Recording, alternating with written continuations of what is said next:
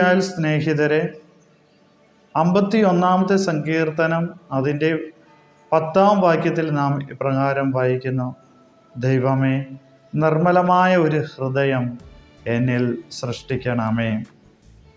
പ്രിയപ്പെട്ടവരെ, സങ്കീർത്തകൻ വളരെ ആത്മാർത്ഥമായിട്ട് പ്രാർത്ഥിക്കുകയാണ്. ദൈവമേ, നിർമ്മലമായ ഒരു ഹൃദയം എന്നിൽ സൃഷ്ടിക്കണമേ.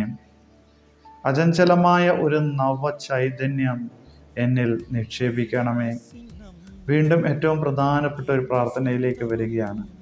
അങ്ങയുടെ പരിശുദ്ധാത്മാവിനെ എന്നിൽ നിന്നും തള്ളിക്കളയരുതേ എന്ന്. പ്രിയപ്പെട്ടവരെ, പരിശുദ്ധാത്മാവിനെ എന്നിൽ നിന്നും തള്ളിക്കളയരുത് എന്ന് പ്രാർത്ഥിക്കുന്നതിൻ്റെ ഉടനെ മുന്നോടിയായിട്ട് അവൻ ചോദിക്കുന്നത് നിർമ്മലമായ ഒരു ഹൃദയം എന്നിൽ സൃഷ്ടിക്കണമേ എന്നാണ്.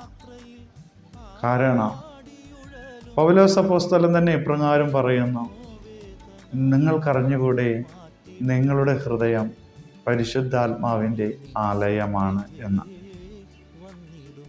ആയതിനാൽ തീർച്ചയായിട്ടും ആ പരിശുദ്ധാത്മാവിൻ്റെ വാസസ്ഥലമായ ഹൃദയത്തെ മലിനപ്പെടുത്തി കഴിഞ്ഞാൽ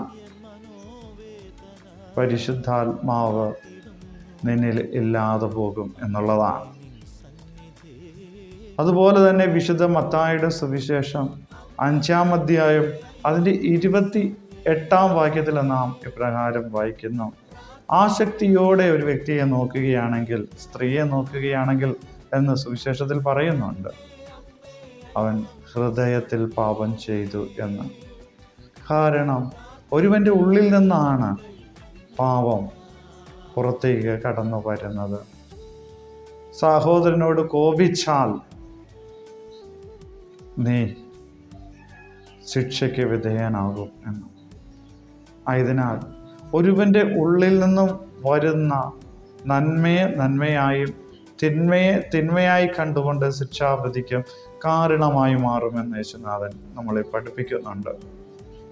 ആയതിനാൽ നല്ല മനസ്സിനുടമയാകണം എന്ന് പറയുന്നത് പോലെ തന്നെ നല്ല ഹൃദയത്തിനും ഉടമയാകണം. ആ ഉടമകൾക്ക് മാത്രമേ സ്വർഗരാജ്യത്തിൽ പ്രവേശനമുള്ളൂ എന്നുള്ളതാണ്. അപ്പോൾ ഈ ലോകത്തിൽ നന്നായി ജീവിക്കണമെങ്കിലും സ്വർഗരാജ്യത്തിൽ ദൈവത്തോടൊപ്പം ആയിരിക്കണമെങ്കിലും നല്ല മനസ്സിനും ഹൃദയത്തിനും ഉടമയായി മാറണമെന്നുള്ളതാണ്. ഒരുപക്ഷെ നിൻ്റെ മനസ്സിലോ ഹൃദയത്തിലോ ഉള്ള കാര്യങ്ങൾ മറ്റുള്ളവർ അറിയുകയില്ല എന്ന് ചിന്തിക്കുമ്പോഴും എല്ലാം അറിയുന്നവൻ്റെ മുമ്പിലാണ് നീ ആയിരിക്കുന്നത്. സ്വർഗരാജ്യത്തിൽ പ്രവേശിക്കണമെങ്കിൽ തീർച്ചയായിട്ടും ഹൃദയവിശുദ്ധി വേണം. പരിശുദ്ധാത്മാവിനാൽ നയിക്കപ്പെടണമെങ്കിലും ഹൃദയവിശുദ്ധി വേണം എന്നുള്ള കാര്യം നാം ഓർക്കേണ്ടതുണ്ട്.